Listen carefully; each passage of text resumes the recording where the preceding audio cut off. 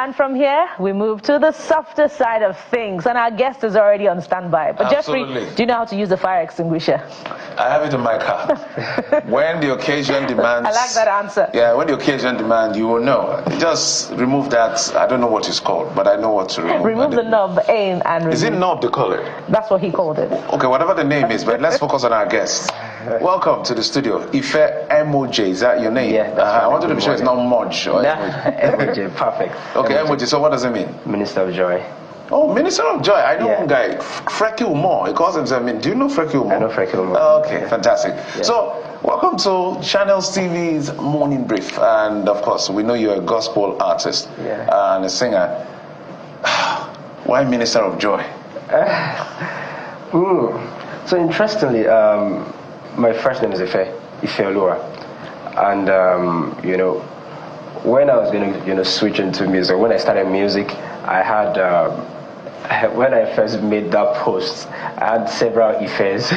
You know that thing, you're not the only one who bears that name. So I had like 1,000, Ifes who also do music or maybe podcasts or something out there. So I was just looking for either a prefix or a suffix, Then interestingly, this was after my first song, and my first song is titled Ayo, so which means joy. I was just still trying to think, how can I make this work? Interestingly, I just had an inspiration one day that, whenever I get to sing my songs, out there on stage or in churches or wherever, something happens, the atmosphere changes, joy erupts in the room. So, and it just struck that I'd rather be the Minister of Joy. So I'm almost wondering, is there something about Jay? Because I know a guy who's just a gospel artist who goes, I've forgotten the first name, but it's SMG. SMJ, okay, yeah. And then every saxophonist has this something sax, DJ sax. But let's have a feel of what you do. Just a moment. Let's hear from Ife MOJ. I almost forgot that part, and then we'll be right back to asking more questions. Wow, this beautiful. How do you feel listening to I like the vibe of the song. It's beautiful. Thank you so much. I feel good too. Oftentimes it's unpredictable what would resonate with audiences. What will be the hit single? And this is your first, right? Yes, this is my first. So, did you anticipate this level of acceptance for Ayo? Sincerely, I didn't. All I wanted to do was just, songs that I've been able to write, just put it out there, let it bless people, and, let it just do something to people's hearts, And interestingly, the song didn't maybe go viral until the second year or third year, I think. So, and interestingly, the acceptance was absolutely beautiful. First from family and friends.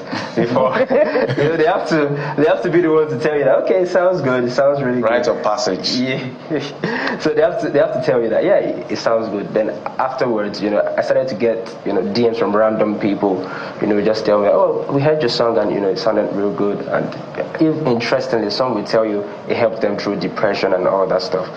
And I'm glad to hear that always.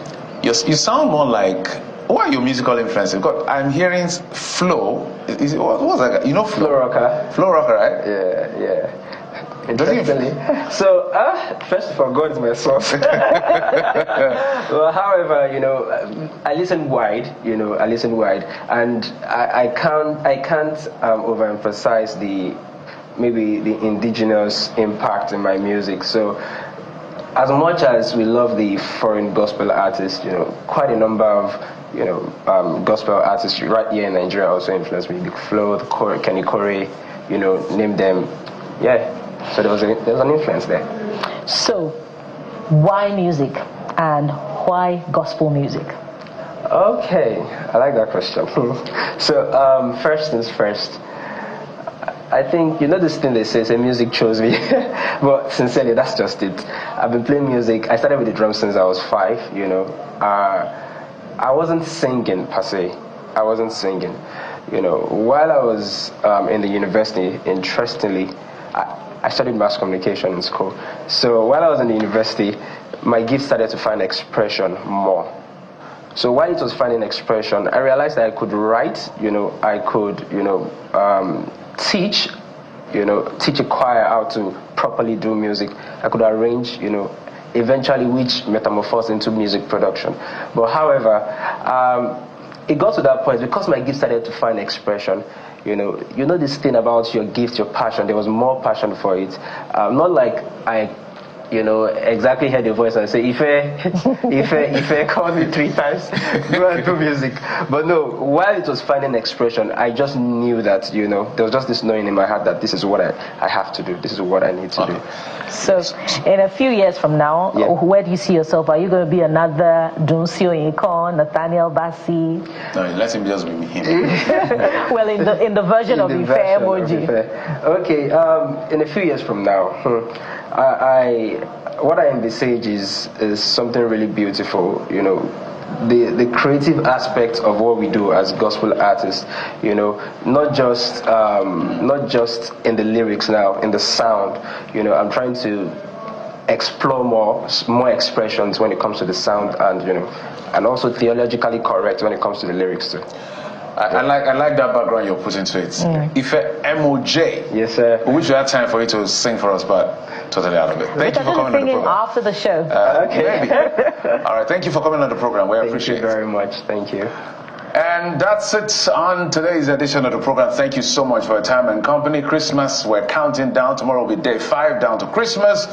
And it's going to be the weekend edition of the program. Thank you for watching. I'm Jeffrey Uzama. Bye-bye. Sunrise Daily is up next. And of course, Kari will be back tomorrow. Thank you.